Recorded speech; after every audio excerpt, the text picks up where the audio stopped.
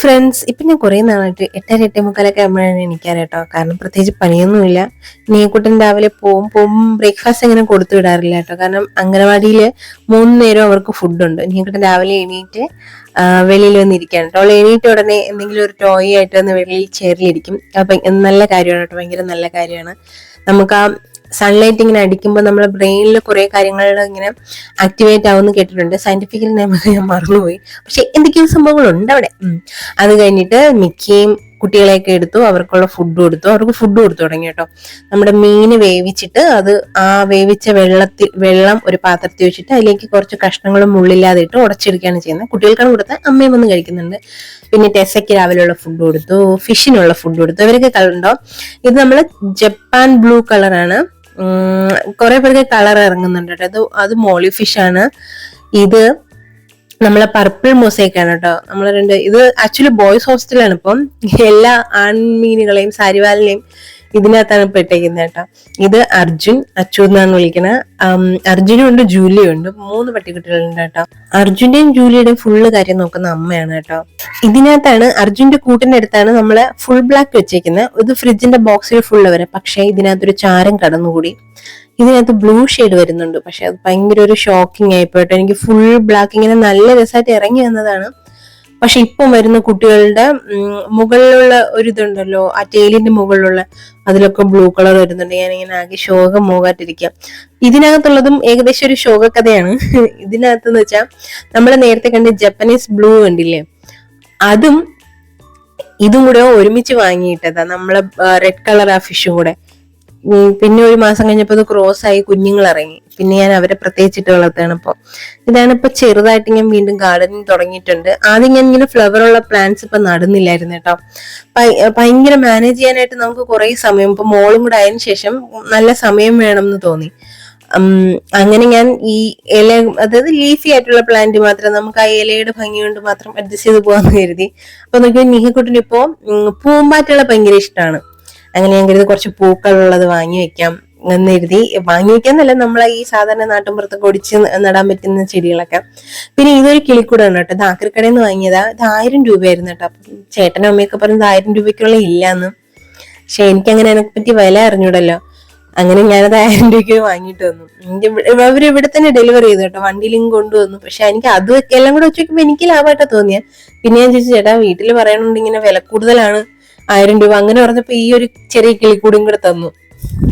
എന്നാലും നഷ്ടമാണെന്ന് തോന്നുന്നു. ഇത് ഫിഷിനുള്ളതാണ്. പഴത്തൊലി ഇങ്ങനെ കുറച്ച് നാള് വെള്ളത്തിലിട്ട് വെക്കുമ്പോൾ അതിങ്ങനെ അതിനകത്ത് എന്തോ സൂക്ഷ്മജീവികൾ ഉണ്ടാവും എന്ന് തോന്നുന്നു. ഞാൻ സാധാരണ ഇങ്ങനെ ഒഴിച്ചു കൊടുക്കുമ്പോൾ അവർ ഓടി വന്നു ഭയങ്കരമായിട്ട് ഇങ്ങനെ ചേസ് ചെയ്ത് പിടിക്കും പോലെയൊക്കെ കാണാറുണ്ട് കേട്ടോ. പക്ഷെ ഇതിങ്ങനെ ഒഴിച്ചു കൊടുക്കാനുള്ള പ്രശ്നം എന്ന് വെച്ചാൽ, ഒഴിച്ചു കൊടുത്തിട്ട് ഇത് നല്ല സൺലൈറ്റിലല്ലേ ഈ വെള്ളം ഇരിക്കുന്നത്. അപ്പൊ അതിൽ മറ്റേ പായൽ പെട്ടെന്ന് പിടിക്കുന്നുണ്ട്, വെള്ളം പെട്ടെന്ന് മോശമാവുന്നുണ്ട്. അങ്ങനെ ഫുഡൊക്കെ കഴിച്ചിട്ടുണ്ടാവും ഒരു പരുവായിട്ടിരിക്കും. ഇനി ഇവരെ തുടച്ചിട്ട് കൂട്ടിലാക്കാം. എനിക്ക് മൃഗങ്ങളെ ഇഷ്ടമാണെങ്കിലും but there is a boundary for me. എനിക്കിങ്ങനെ പിടിച്ച് കട്ടിലേക്ക് കിടത്തുന്ന അല്ലെങ്കിൽ പിടിച്ച് ഉമ്മ വയ്ക്കുന്ന അങ്ങനെയുള്ളതൊന്നും, അങ്ങനെ ഡീപ്പായിട്ടുള്ളതൊന്നും ഇഷ്ടമല്ല. ഇഷ്ടമാണ്, തൊടും കളിക്കും എന്നൊക്കെ ഉള്ളൂ, ഭയങ്കര ക്ലോസ് ആയിട്ടുള്ളൊന്നുമില്ല. പിന്നെ ഞാൻ വന്ന് നോക്കിയപ്പോ നമ്മളാ മുട്ടയിലേക്ക് പൊട്ട് വീണു തുടങ്ങി കേട്ടോ. അതായത് മുട്ട വിരിയാറായി, ഇന്നോ നാളെയൊക്കെ കാണും. പക്ഷെ ഞാൻ മിക്കവാറും ഇത് പൊട്ടിച്ചു കൊടുക്കാനുള്ള സാധ്യത വളരെ കൂടുതലാണ്. അത് കഴിഞ്ഞ് ഫുഡൊക്കെ കഴിഞ്ഞ ശേഷം ഇവര് 3 പേരെ അകത്താക്കി കേട്ടോ. നീക്കുട്ടനാണ് പേരിട്ടത്. ആ ഗ്രേ കളറിലെ അവള് വിളിക്കുന്ന കുക്കിന്ന്. ബിക്കോസ് ആദ്യം നീക്കുട്ടൻ കാണാൻ വന്നപ്പോ ഇവളിങ്ങനെ ചുരുണ്ട് കിടക്കായിരുന്നു. അപ്പൊ നീക്കുട്ടൻ അമ്മ നോക്ക് കുക്കി പോലെ ഉണ്ടെന്ന് പറഞ്ഞു. അങ്ങനെ കുക്കി എന്ന് വിളിച്ച് പിന്നെ അവളെ പേരെങ്ങ് കുക്കിന്നായി. അപ്പൊ കുക്കിന്നപ്പൊ മറ്റുള്ള ലക്കിന്നിട്ടു. പിന്നെ ഈ മീനിനെ ക്യാറ്റിനെ കൊണ്ടുവന്ന വേറൊരു കൊച്ചാണ്, 2ാമത്തെ വൈറ്റ് ക്യാറ്റിനെ. അവൻ ബോസേന്നാണ് ഇട്ടേക്കുന്നത്. അങ്ങനെ 3 പേര്. ഞാൻ പറഞ്ഞില്ലേ, ഇവരെ എന്തൊക്കെ എടുക്കുന്നുണ്ടോ, അല്ലെങ്കിൽ മൃഗങ്ങളെ ഫിഷിന്റെ കാര്യം എന്തെങ്കിലുമൊക്കെ നോക്കുന്നുണ്ട്, പിന്നെ കുഞ്ഞിന്റെ മുട്ടയുടെ അരുന്നേ നോക്കുന്നുണ്ട്, കൈ നന്നായിട്ട് സോപ്പിട്ട് കഴിവും. അതിപ്പോ ഒരു കയ്യിൽ ക്യാമറ ഉള്ളതുകൊണ്ട് കഴുകാൻ പറ്റാത്ത, അത് ക്യാമറ മാറ്റി വെച്ചിട്ട് പിന്നെ നന്നായിട്ട് കഴിയും കേട്ടോ. അപ്പോഴത്തേക്കും ചേട്ടൻ ലുലുവിൽ പോയിട്ട് വന്നു. അപ്പോൾ ഓഫർ ഉണ്ടായിരുന്നു കേട്ടോ. ചേട്ടൻ ബീഫ് വാങ്ങിക്കൊണ്ടുവന്നു. ഇനി ബീഫ് പ്രിപ്പയർ ചെയ്യണം. പിന്നെ അതിന്റെ കൂടെ യോഗട്ട് വാങ്ങിയിട്ടുണ്ട്. ഇതിന്റെ പ്രത്യേകത എന്താണെന്നറിയോ? നിഹിക്കുട്ടിന് എപ്പോഴും ഇങ്ങനെ, ചേട്ടൻ ഇപ്പം ഇവിടെ ഇല്ല, എറണാകുളത്താണ് വർക്ക് ചെയ്യുന്നത്. അപ്പം സെക്കൻഡ് സാറ്റർഡേ ഫോർത്ത് സാറ്റർഡേ മാത്രമേ വരുള്ളൂ, ബാങ്കിലാണ്. അപ്പം ആ ബാങ്ക് അവധിയുള്ള ദിവസങ്ങളിൽ വരും, അല്ലെങ്കിൽ ഭയങ്കര പാടല്ലേ, 5-6 മണിക്കൂർ യാത്രയുണ്ട്. വന്ന് രാവിലെ വന്ന് പിന്നെ വൈകുന്നേരം ഒരു 2-3 മണിക്കൂർ ഇവിടെ സ്പെൻഡ് ചെയ്തിട്ട് വീണ്ടും തിരിച്ചു പോകണം. ഇത്ര യാത്ര ചെയ്ത് അടുത്ത ദിവസം രാവിലെ ഓഫീസിലും പോകണം. അതുകൊണ്ട് ഇങ്ങനെ സെക്കൻഡ് സാറ്റർഡേ ഫോർത്ത് സാറ്റർഡേ വരുള്ളൂ. വരുമ്പം ഐസ്ക്രീം വാങ്ങണം. അപ്പൊ ഇപ്പൊ എന്താ ചെയ്യുന്നതെന്നറിയോ? ഫ്ലേവേർഡ് യോഗട്ട് വാങ്ങി ഫ്രിഡ്ജിൽ വെച്ച് നല്ല തണുത്തിട്ട് ഐസ്ക്രീം വേണമെന്ന് പറഞ്ഞു കൊടുക്കും.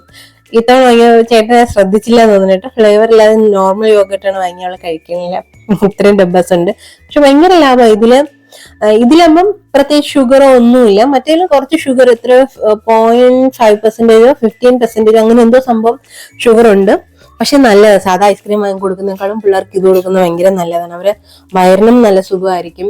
പിന്നെ മറ്റേതിൽ മൈദയും കെമിക്കൽസും ഫ്ലേവേഴ്സ്, ആഡർ ഫ്ലേവേഴ്സ് ഒക്കെ അല്ലേ ഭയങ്കര കൂടുതലായിട്ടുള്ള. അതിനേക്കാളും ബെറ്റർ ഓപ്ഷൻ ഇതാണെന്ന് തോന്നുന്നു.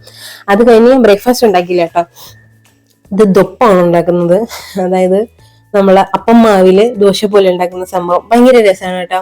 അതും എനിക്ക് ഭയങ്കര ഇഷ്ടമാണ്. കറിയുടെ ഒക്കെ കൂട്ടി കഴിക്കാനായിട്ട് ഭയങ്കര നല്ല.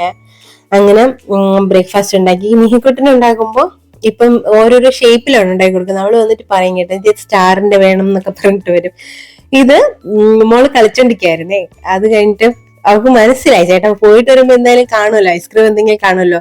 ഫ്രിഡ്ജിൽ പോയി യോഗട്ട് എടുത്തിട്ട് വന്നിട്ട് പുതിയത് കണ്ടപ്പോ പുതിയത് എടുത്തത്. അതിനകത്ത് ഒരു സ്ട്രോബെറിയുടെ ഉണ്ടായിരുന്നു. അവൾ നോർമലാ എടുത്ത് സ്പൂണൊക്കെ വാങ്ങി ടേസ്റ്റ് ചെയ്യണം കേട്ടോ. ഇപ്പൊ കാണിച്ചു തരാമേ അത്. ടിങ് ടിങ് ടിങ് ടിങ്. എക്സ്പ്രഷൻ കണ്ട പാവം. ഒറ്റിഷ്ട സാധാ തൈര്, വേറെ പ്രത്യേകിച്ച് തൈരിനോളം അത്രയും പുളിപ്പില്ല. ഇത് കഴിച്ചില്ല കേട്ടോ പാവം. അതിന്റെ ഡബ്ബസ് ഇപ്പോഴും ഉണ്ട്, അവള് കഴിക്കുന്നില്ല ഇത്. അത് കഴിഞ്ഞിട്ട് കുറച്ച് കഴിഞ്ഞ് കൊണ്ടുവച്ചിട്ട് പോയി നമ്മളെ സ്ട്രോബെറി ഇല്ലേ, സ്ട്രോബെറിയുടെ കൂടെ എടുത്തിട്ട് വരും. ഇത് ഞാൻ ഒന്നുകൂടെ പറഞ്ഞു, മോളൊന്ന് കഴിച്ചു കാണിച്ച് എങ്ങനെ ഉണ്ടെന്ന് നോക്കട്ടെ എന്ന് വെച്ചപ്പോഴത്തേക്കും കാണിച്ചു തന്നെ. അപ്പൊ അച്ഛമ്മയും വന്നിട്ട് എന്ത് പറ്റിയെന്ന് വെച്ചപ്പോ അമ്മയ്ക്ക് കൊണ്ട് കൊടുത്തിട്ട് അവളങ്ങ് പോയി. പിന്നെ ഇത് ഉച്ചയ്ക്കുള്ളത്. പിന്നെ എനിക്ക് വീഡിയോ എടുക്കാൻ സമയം കിട്ടില്ല കേട്ടോ. ഓൾറെഡി ഇത്തിരി ലേറ്റ് ആയിരുന്നു, അതുകൊണ്ട് പെട്ടെന്ന് അങ്ങ് എടുത്തു. എന്തായിരുന്നു അത്? ക്യാബേജ് തോരനുണ്ടായിരുന്നു, ചക്ക ഉണ്ടായിരുന്നു, പിന്നെ ബീഫ്, ചേട്ടൻ വാങ്ങിക്കൊണ്ടിരുന്ന ബീഫ് കറി വെച്ചു, ഒരു മോര് കറിയും കൂടെ. അത് കഴിഞ്ഞ് നമ്മൾ ആർട്ടിസ്റ്റ് മെയിൻ പരിപാടിയിലേക്ക് കടന്നു. അപ്പൊ ഇന്നത്തെ ദിവസം ഇത്രയേ ഉള്ളൂ കേട്ടോ. നല്ലൊരു വീഡിയോ ആയിട്ട് ഇനി നമുക്ക് നാളെ കാണാം. Bye bye.